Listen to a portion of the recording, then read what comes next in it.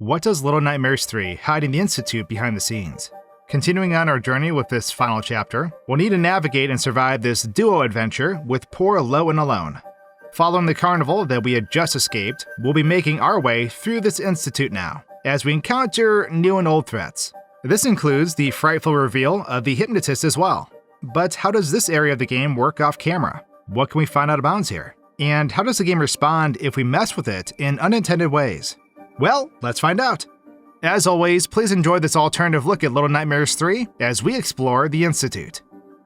Also, my new dark fantasy audio series, Fall of Zarada, just released its first part. In it, a boy experiences something very frightening in the cornfields around town that he won't ever forget. Links to both YouTube and Spotify are in the comments below. I hope you enjoy. Once recovering from the hot air balloon crash on the shore, we'll make our way inside this large building, also known as the Institute. We'll feel tremors throughout the structure as we progress. It appears the vegetation is getting a bit out of hand though, which leads to some violent plants we'll encounter, as we'll need to neutralize them to push on. We'll run into these vicious large flowers throughout the entirety of this chapter though, as you'll see. Another encounter we'll have is with this guy, who is very similar to the viewers. Or rather, the TV people from Little Nightmares 2. Sneaking by will lead to this gong that Alone will have to hit in order to proceed. This leads to the discovery of what was obstructing our path, with it turning out to be a very large leg, as we see a big foot at the end of it. Following it leads to a room with no floor, as we'll continue on by taking this elevator. At this point though, let's go back and take another look at everything we just went through. From the start, we can see how only a couple of rooms are loaded in this giant building, as the majority of it is filled with the void, minus this little guy that we can see floating out here. The interior of the building will load in more as we traverse further in. We can also see here, deeper in the background, is a lone gigantic foot. It's cut off at the ankle, but it just be chilling here. It does beg the question though, when did this guy have time for a pedicure? Getting to this point with Lo and Alone, we can see how more objects have loaded in. This includes the long snake-looking leg, which is obviously a part of the foot we had just encountered. The area above us looks peculiar, as we can see how the walls look more pixelated. Removing the door here, I took Lo in for a closer encounter with the foot, which didn't result with much. The dude won't wake up. Pushing on, I must say, I enjoyed how the background has some foreshadowing going on, as we can see how one of these flowers got a viewer. This is when I allowed the Jumanji flower to snatch me up to see how it looked in slow motion. It's not much of a difference from what we normally see, but we can observe more closely how the game resets when this occurs. More casualties from the flowers can be seen as the rooms continue to load in with progression. Trying to skip a portion of this bit, I deleted the door here as it grants us direct access to the gong area. However, the problem with this is that Alone gets confused and will try another route, as you can see. She ends up running to here, where she'll just continue to run in place. This means I won't be able to progress now. Even attempting to run her through here while holding her hand shows that the door is only deleted for us and not for her, as her nav mesh is probably still restricting her. It was curious to see how entering the room from the other side makes the viewer unresponsive to anything we do. Anyways, I had to take the usual path we'd normally traverse, all so Alone would follow us. Checking out this particular deceased individual was pretty cool, as it was giving off the Last of Us vibes with its appearance. Sneaking through here was about the same, but because I deleted this portion of the door, Alone wouldn't follow me. Luckily, holding her hand and pulling her through worked. The deletion of this doggy door proved to be dangerous though, as the creep is able to come right up and grab us. If we're too close to the door, that is. Watching this long, Stretch Armstrong wannabe retract his leg was interesting to see, as we can watch it weave in and out of these areas. At the other end of the leg, we can see how it basically unloads into itself, as it will continue to do this until it eventually unloads completely. After reloading this checkpoint, and with the doggy door gone, we can see that our aggressive friend here has been permanently tamed. Up ahead though, in the floorless room, where we can see the ducky that is still floating nearby, I decided to get a closer look at the painting hanging within, as it was very odd looking. However, heading up in the elevator, we can see how the floor we were just on unloads as we reach the top. We've arrived where we left off though, so let's continue on. We're now going to make our way down here, as we'll head over this way, navigating through a few obstacles along the path. It'll lead us to a very familiar padded room, as we'll end up finding this doll of Alone, which grants us vision of another time. It wasn't displaying properly though, seeing as my screen was changed. So I swapped to another as I was having trouble navigating in the other view. As you can see though, this doll has an aura around it that puts us in an earlier timeline, when the place was in better shape. Perhaps the real world versus the nightmare version. It definitely gives off Ocarina of Time vibes when playing in the Shadow Temple and using the Lens of Truth. Overall, it allows us to venture further than we ever could have without it, leading to a battery that we'll need. Ditching the doll, we'll be able to proceed, as we make it back to where we were before. After opening this door, we can bring the cart in that we used, as we can use it again, to get up here where a collectible is. This follows with an intense encounter with the right hand of this giant monster, as it begins to pursue us. After a brief moment to collect ourselves, we'll pull this lever which gets the attention of the hand, as it viciously comes after us again. Eventually reaching this glass floor, Alone will save us, as she breaks it from under our feet. The hand will lose sight of us at this point as it eventually retreats back. Let's rewind from here though, and take another look at it all. Being upstairs now, we'll get ready to make this trek for the battery that is needed to progress. We can take a look at the surrounding area during this point, which reveals quite a bit. We can see that bits and pieces of the upcoming chase that we'll have with the hand are presently loaded in, along with that same dang duck from earlier. It's a curious spectacle when taking an overall look at it, but once we make it over to where the doll is, you'll see that everything we had just observed unloads, suggesting that it reacts to the player's location, seeing as we're further away. However, this part with the doll was difficult to navigate, as we ended up retrieving it from the padded room, which we can see here prior to pulling it out. After you pick up the doll, the game actually does something pretty interesting. You'll see that as we walk, there is the typical destroyed version of the world, and also a non-destroyed version, and basically a sphere around us that will fade between the two. The way this is pulled off is similar to FNAF's Ruin DLC, where we have the destroyed institution down below, and the regular version is up above. The collision data for the non-destroyed version is used on the bottom, and we have a visual shader that blends the two worlds as we walk. This only works from one camera angle, and if we try to alter the camera, you'll see this projected view just kinda breaks. Likewise, if we remove special effects, we'll see our character just walking through the destroyed institution, but it'll still have the collision data from up above. So next to us right here are invisible bookshelves that are blocking our path. Similarly, we can just walk over pits that were normally solid before this area was destroyed. This is the reason why the doll sort of flickered when I picked it up too. It only exists in the top world. As you can see, it's floating up here by its lonesome self. In the end, this requires some careful gameplay, as I don't want to lose the doll that is essentially our key to salvation. It was nerve-wracking while playing like this, but a fun challenge nonetheless. Having the battery now, we can see how the rooms are presently laid out as we progress. We can also see back here the objects that can be dispensed from the vending machine, as they're located out of bounds right behind the machine. You can also view when obtaining this doll that it will shrink in size and disappear, in a similar fashion to when we first obtained our umbrellas. It's now time to take a closer look at this whole sequence with the evil hand though. Trying to catch everything I could while playing through this part involved multiple takes. During this instance though, you can see how the hand ends up blasting Alone into the next room. I too died many times while trying to observe this whole scene. However, it's definitely interesting to see how the entire arm functions as this plays out. As you can see how it stretches out and over the pile of leaves that will end up falling into later. When pulling this lever, I warped low to the back of the room, thinking he'd be safe during the chase. I was wrong. I even tried putting him back behind the arm, which resulted in instant death, as I'm assuming a death barrier surrounds this arm. I'm sorry, Lo, it's all for science. Getting Lo to a safe place, we can see how this portion of the chase plays out from this perspective, as you will notice a bit of the level has unloaded at this point, with more loading in as we progress. The hand has reached Lo now though, so goodbye. This follows with some more dying on my part, as I attempt to get more shots of this scene, which showed this funny spectacle as we could see the game resetting to load our checkpoint. Something else I noticed was when Alone was hitting the glass. We can see that the hand that ends up following us in here is another hand entirely, as the previous one that was chasing us is frozen in place.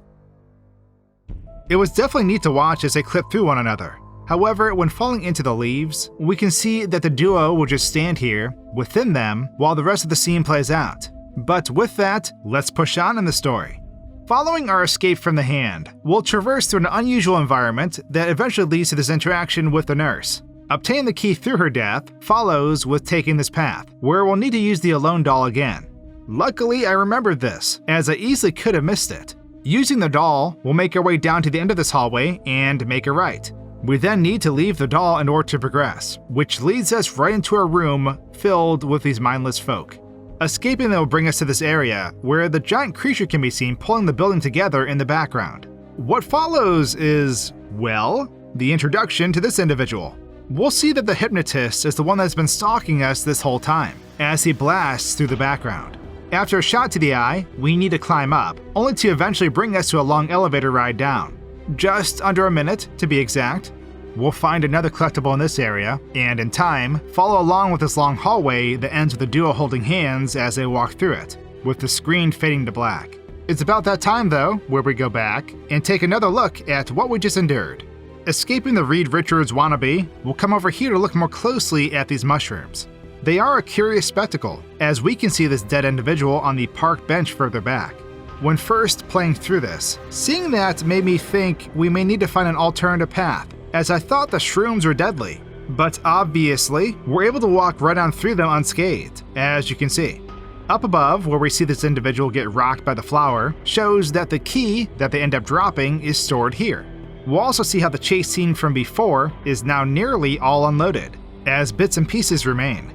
It's only until we reach the room with the flower that it will be completely gone. We pretty much see everything there is to see when it comes to the death of this nurse, but when I was watching it in slow motion, it allowed me to get this cool shot of the key flailing off her, as this wouldn't happen during normal speed. But I digress. We'll now take this key that we were just awarded and head to the locked door.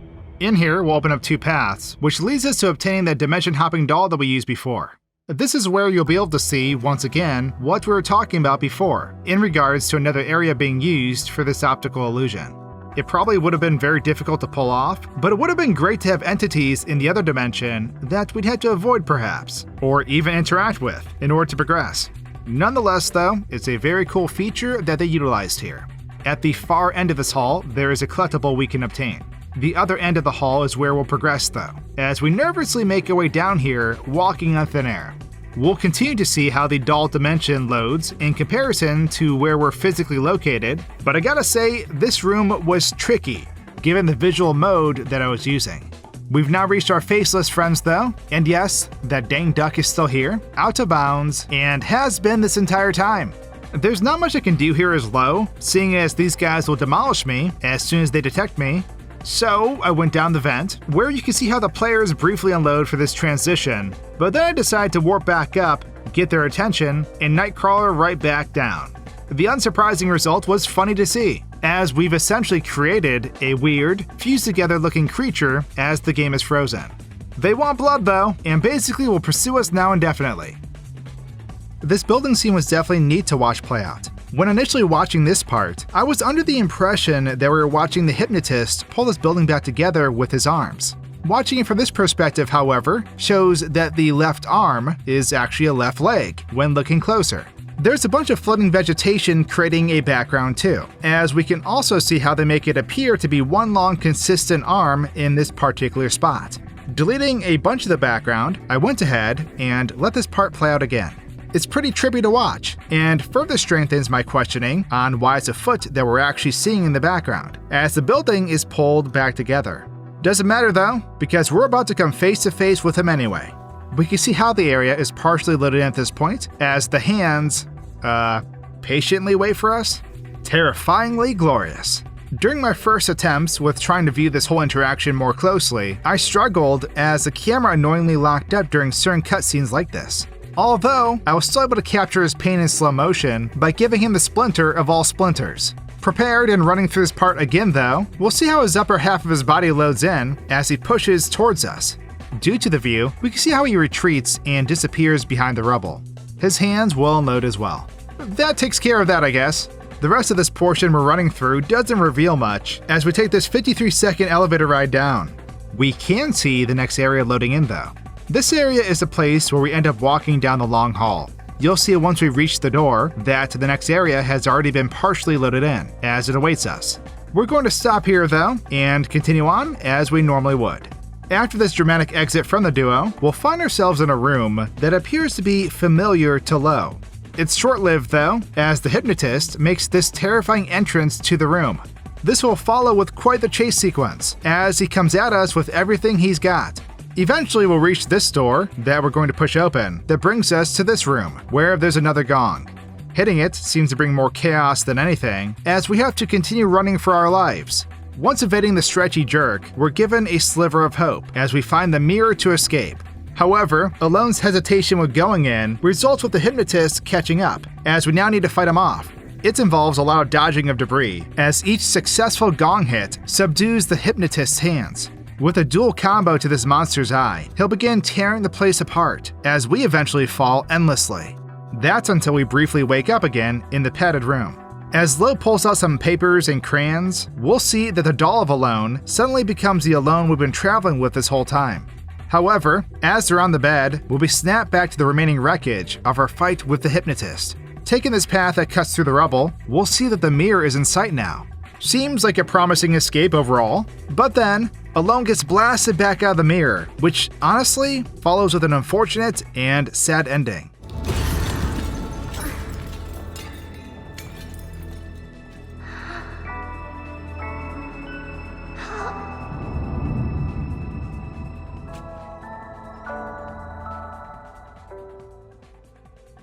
The credits will roll, and at the end of them, we'll get this cutscene of Lo on the other end of the mirror.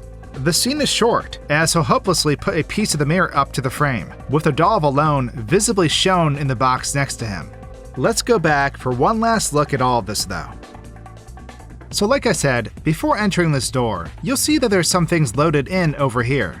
This is probably going to be the best view that we'll get when it comes to all the body parts that are used for the Hypnotist.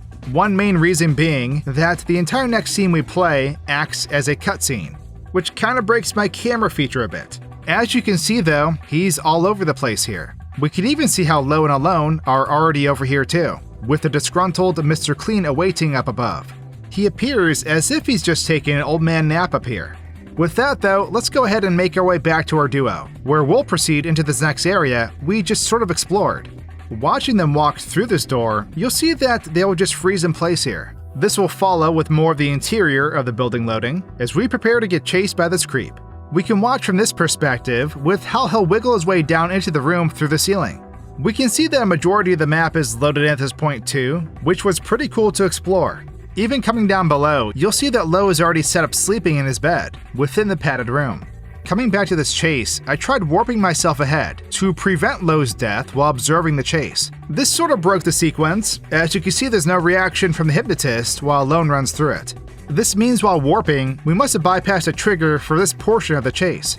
Thinking I was in the clear because of this, I backtracked to explore with Lo, but this didn't last long, as one of the hands reacted to my journey, ultimately destroying me. So this prompted me to run through, as we normally would. Like I said, my camera movement is sadly limited here, but we can see how this portion of the Hypnotist will come to rest when evading him. Similar to before, you can see how they use two different hands for this part, as they're visibly clipping through each other back here, along with his face too, but that's about it. Hitting the gong doesn't reveal much out of bounds, but once evading this particular arm, which we can see freeze in place here, we'll arrive at the final fight scene with this jerk. Up above the area where we battle, you'll see how all the objects that are used can be seen sitting up here. It's neat to see, and shows just how many objects they used for the entirety of this scene. We can also see that the next portion of the sequence has loaded in for the aftermath scene, where the Hypnotist lies in defeat. Other than looking like a jacked up spaghetti dinner, there isn't much to see with this part, outside of what we normally endure. As far as the fight goes, I will say it was a tad annoying. I had a few instances where Alone wouldn't hit the gong fast enough, resulting in death. However, we were able to prevail as we eventually got the Hypnotist to reveal himself. We can see how he's laid out back here too, which is in a similar manner to the other Hypnotist we viewed before. A lot of the rubble made it difficult to see it all completely though.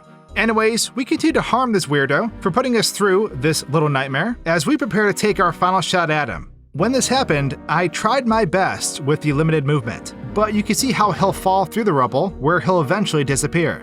Lo and Alone will unload here, and honestly, I was having trouble locating them after this. Coming back up, I found them hanging from this debris, as they're about to fall off. The fall itself was pretty interesting to watch, as you can see the duo are falling much slower versus how we normally see them fall. The debris in the background is moving much faster though, as it's all pulled aside. In its totality though, it creates the fall that we would normally see, which was an interesting sight. The duo will unload though, as the padded room scene will begin to play out. We can see during this part how Alone will simply load in place of the doll that's on Lo's bed. This ends with Lo unloading again, as we could then move over here where they'll eventually load back in for the scene. We can also see that the end credits room is now loaded in. We can view the room in full here, but not much is taking place over here, outside of this T-posed Lo that we can find clipping within the bed. Going through the mirror for the final time was interesting to observe. We can see how they'll clip through the mirror as Alone does this creepy slide back here. They are then momentarily frozen back here, as they appear to be not in the most comfy positions. Just look at the visible pain this poor little boy is enduring. Following this, we can see how the two move about right as Alone is shot back out. There's a brief moment where we'll see Lo in the mirror during this, where he is in fact behind the mirror during this part. There's two models of Alone at this point though, as you'll then see how they do this transition, where Alone basically gets snapped out of this universe. The credit scene broke for me, so this brings us to the end of this Out of Bounds adventure in the Institute. I hope you enjoyed this game-breaking endeavor throughout the entirety of Little Nightmares 3, until the additional chapters are released. And hey, if you like eerie tales like the sounds of nightmares, perhaps give my recent audio series a try on screen now. Cheers!